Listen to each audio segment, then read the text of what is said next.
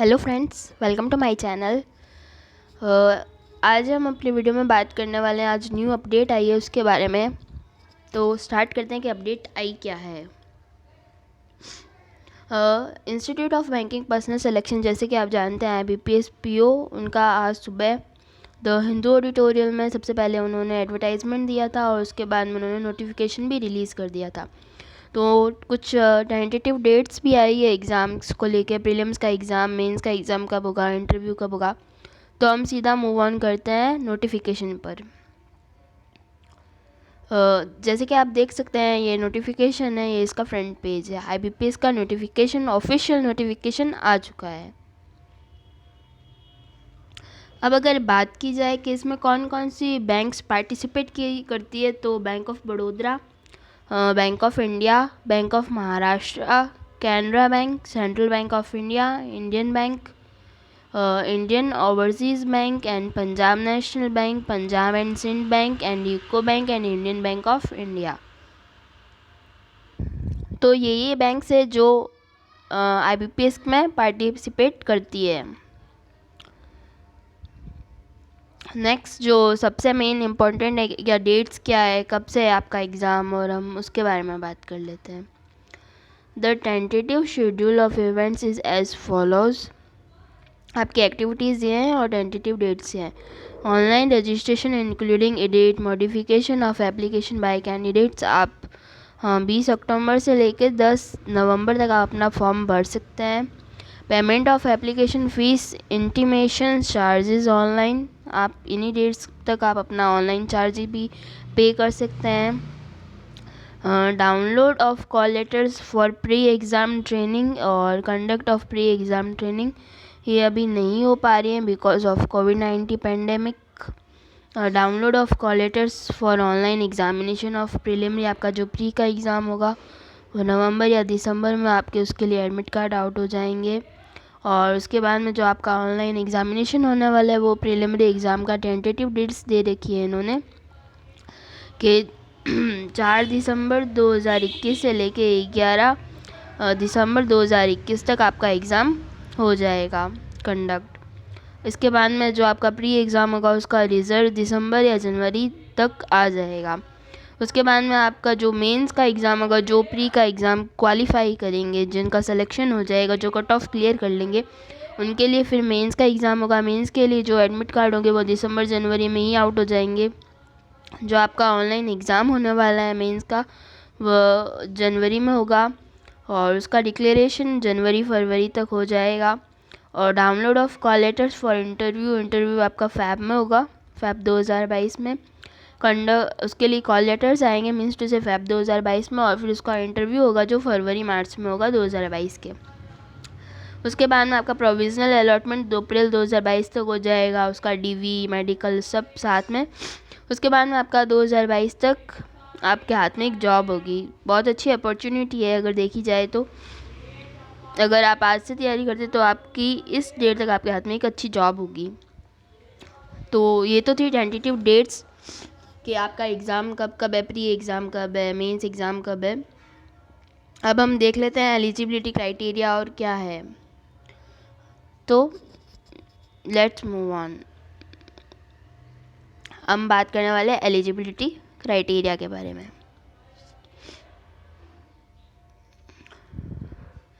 हाँ, पहला पॉइंट है नेशनलिटी सिटीजनशिप, ये तो आप सब जानते ही हैं। तो अगर हम दूसरे पॉइंट की बात करें तो एज के बारे में बात कर लेते हैं। मिनिमम आपकी एज 20 साल होनी चाहिए और मैक्सिमम 30 साल होनी चाहिए। और आपकी जो एज होगी वो इस डेट को गिनी जाएगी 1/10/2021 तक।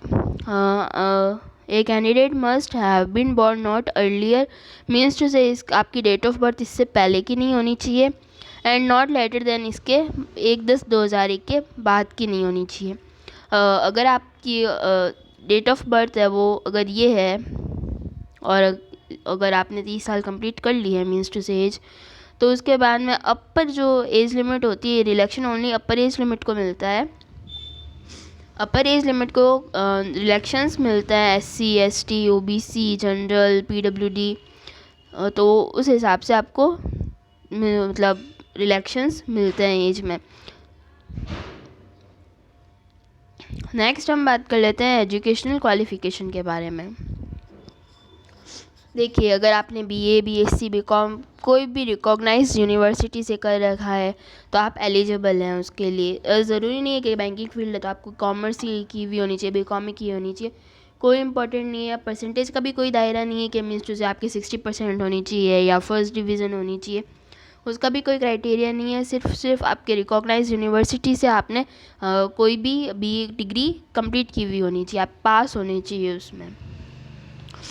तो अगर बात और आपके हाथ में डिग्री होनी चाहिए आपकी, जब आप इंटरव्यू देने जाएं या डॉक्यूमेंट वेरिफिकेशन के समय जाएं, आपके हाथ में आपकी डिग्री होनी चाहिए कि मैंने इस रिकॉग्नाइज यूनिवर्सिटी से बीए, बीएससी, बीकॉम XYZ कोई भी मैंने ये कोर्स कर रखा है।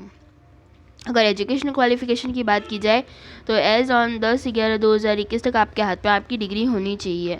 मीन्स टू से आपकी वेब, अगर मान लीजिए आपकी यूनिवर्सिटी है, वहाँ पे अगर कोई वेबसाइट पर रिजल्ट अपलोड होता है, उसके बाद में आपकी मार्कशीट आती है, तो मीन्स तो ये भी माना जाएगा कि वहाँ पे वेबसाइट की जो ऑफिशियल वेबसाइट है अगर कोई यूनिवर्सिटी की, वहाँ पे अगर आपका रिज़ल्ट अपलोड कर दिया गया है तो वो डेट भी मानी जा सकती है।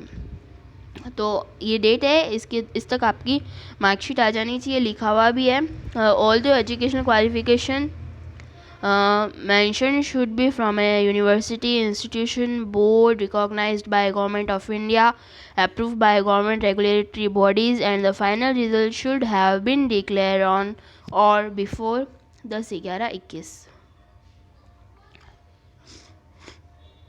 नेक्स्ट बात की जाए कि reservation for person with benchmark disability, PWD की बात हो रही है। अगर आप इसमें से कुछ बिलोंग करते हैं तो आपको कुछ रिलैक्शंस मिलेंगे अगर आप इनमें से हैं तो। अब हम बात कर लेते हैं कि एग्ज़ाम का पैटर्न क्या होगा। जैसे कि आप जानते हैं कि प्री एग्ज़ाम होता है, उसके बाद में मेंस होता है, मेंस के साथ डिस्क्रिप्टिव होता है और उसके बाद में आपका इंटरव्यू होता है और उसके बाद में आपकी फ़ाइनल लिस्ट आती है आपके एग्ज़ाम की और उसके बाद में डॉक्यूमेंट वेरिफिकेशन एंड मेडिकल के बाद में आपको प्रोविज़नल अलॉटमेंट जॉइनिंग लेटर आपका आ जाता है। तो हम पहले प्री एग्ज़ाम के बारे में बात कर लेते हैं कि प्री एग्ज़ाम का पैटर्न क्या होने वाला है। देखिए, इंग्लिश क्वांट और रीजनिंग 3 सब्जेक्ट होता है। तो इंग्लिश में नंबर ऑफ़ क्वेश्चन आएंगे आपके 30, मैक्सिमम मार्क्स होंगे आपके 30 और उसके लिए आपको टाइम सेपरेटली टाइम मिलता है इसके लिए 20 मिनट्स। क्वांटिटेटिव एप्टीट्यूड की बात की जाए तो 35 number of question, maximum marks 35 and separately timing is 20 minutes. Reasoning ability की बात की जाए तो 35 number of question and maximum marks of 35 and timing is 20 minutes. Candidates have to qualify in each of the 3 tests by securing minimum cutoff marks to be decided by IBPS. Adequate number of candidates in each category as decided by IBPS depending upon requirements will be shortlisted for online main examination.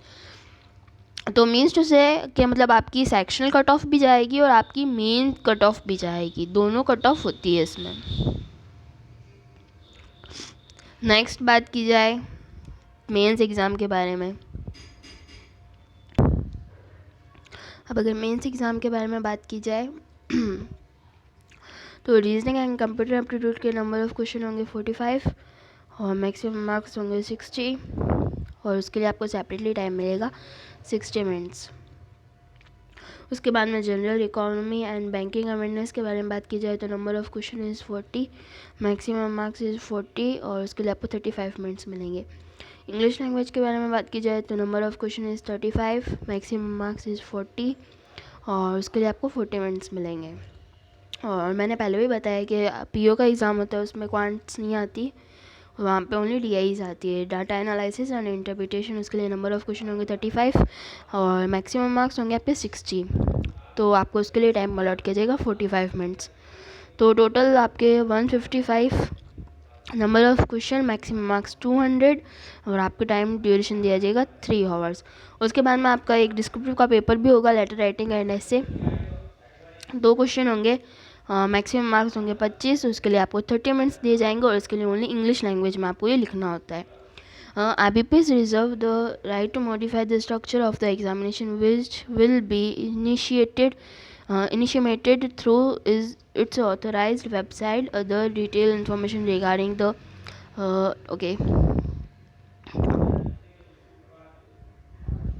और मैंने descriptive paper के बारे में आपको पहले ही बता दिया था कि आपके एक लेटर आएगा और एक ऐसे आएगा। नेक्स्ट बात की जाए कि penalty for wrong answer applicable to both online preliminary exam and online mains examination. There will be penalty for wrong answer marks in the objective test for each question or for which a wrong answer has been given by the candidates 1/4 means to say 0.25 marks की आपकी the marks assigned to that question will be deducted as penalty to arrive at the corrected score. If a question is left blank, no answer is marked by the candidate, there will be no penalty for the question. Okay. Next अगर बात की जाए interview के बारे में, तो जो आपका इंटरव्यू होगा वो नंबर ऑफ मार्क्स होंगे उसके लिए 100 मार्क्स। ठीक है, तो जो आपकी मेन जो लास्ट फाइनल लिस्ट आती है आपके नाम की, उसमें 80-20 का रेशियो चलता है। मीन्स टू से आपके 80% मार्क्स आपके मेंस एग्जामिनेशन के होंगे और 20% मार्क्स होंगे वो आपके इंटरव्यू के होंगे। सो इंटरव्यू ऑल्सो मैंडेटरी है। ठीक है, उसके बाद में अगर बात की जाए तो how to apply, candidates can apply online form. आप इस डेट तक आप अपना फॉर्म भर सकते हैं। इसके लिए आपको एक फ़ोटोग्राफ, सिग्नेचर, लेफ्ट थंब का जो इम्प्रेशन होता है वो, एक हैंड रिटन नोट में आपको क्या लिखना है, आपको लिखना है I dash name of the candidate, आपका जो भी नाम है, hereby declare that all the information submitted by me in the application form is correct, true and valid. I will present the supporting documents and as and when required. आपको ये जो लिखना है वो ब्लैक पेन में लिखना है और not be in capital letters. आपको कैपिटल लेटर में नहीं लिखना है, आपकी नॉर्मल जो हैंड राइटिंग है उसी में लिखना है आपको। आई होप आपको क्लियर हो गया होगा। सिग्नेचर आपका जो भी है, मतलब जो भी आप सिग्नेचर करते हैं वही लिखना, और कैपिटल लेटर्स में नहीं होना चाहिए आपका signature, not be accepted. Okay, the left thumb impression should be properly scan होना चाहिए आपका, नॉट स्मज्ड। ओके, अब हम बात कर लेते हैं एप्लीकेशन फ़ीस के बारे में। Intimation charges application GST will be borne by IBPS। Application fees intimation charges payable for 20/10/2021 to 10/11/2021 online payment both dates inclusive shall be as follows. For SC ST PWD candidates के लिए 175 rupees fees लगेगी। For others means to say general and OBC, उसके लिए 850 rupees आपकी जो fees होगी वो online payment हो जाएगा उसका। आई होप मैंने आपके सारे डाउट्स क्लियर कर दिए होंगे नोटिफिकेशन को लेके, eligibility criteria, age, education qualification, और बाद में एग्ज़ाम के पैटर्न के बारे में, प्री एग्ज़ाम, मेंस के बाद में साथ में डिस्क्रिप्टिव भी होता है और उसके बाद में इंटरव्यू भी होता है आपका। फाइनलिस्ट कैसे बनती है मैंने आपको वो भी क्लियर कर दिया होगा। सो एक चीज़ रह गई है वो भी देख लेते हैं, वैकेंसीज़ कितनी है। वैकेंसीज़ आप देख सकते हैं अभी कुछ कंप्लीट नहीं हुई है वैकेंसीज़। क्यों? क्योंकि कुछ बैंक ने रिपोर्ट नहीं किया, एक ही बैंक ने दो बैंक ने रिपोर्ट नहीं किया है, वो है पंजाब नेशनल बैंक और इंडियन बैंक। इन दो बैंक्स ने अभी तक रिपोर्टेड नहीं किया है। तो ये आपकी वैकेंसीज़ है, आप इसको SC ST OBC WS UR, अगर आप PWBD में हैं तो उस हिसाब से आप कौन सी बैंक चाहते हैं उस हिसाब से आप अपनी देख सकते हैं कि आपके पास कितनी वैकेंसीज़ हैं। So thank you for watching my channel, please subscribe my channel and please support my channel. और ऐसे ही अपडेटेड वीडियोज़ के लिए आप हमारे चैनल से जुड़े रहिए। और नेक्स्ट में हम बात करने वाले हैं IBPS PO की सैलरी, जो आपको बहुत मोटिवेटेड करेगी मेरे हिसाब से। और उसके बाद हम उसकी कट ऑफ के बारे में बात करेंगे कि कट ऑफ क्या रहती है IBPS PO की, और जो भी अपडेट्स होगी उसको आप हमारे चैनल से जुड़ सकते हैं और सबसे पहले जानकारी प्राप्त कर सकते हैं। So thank you so much for watching.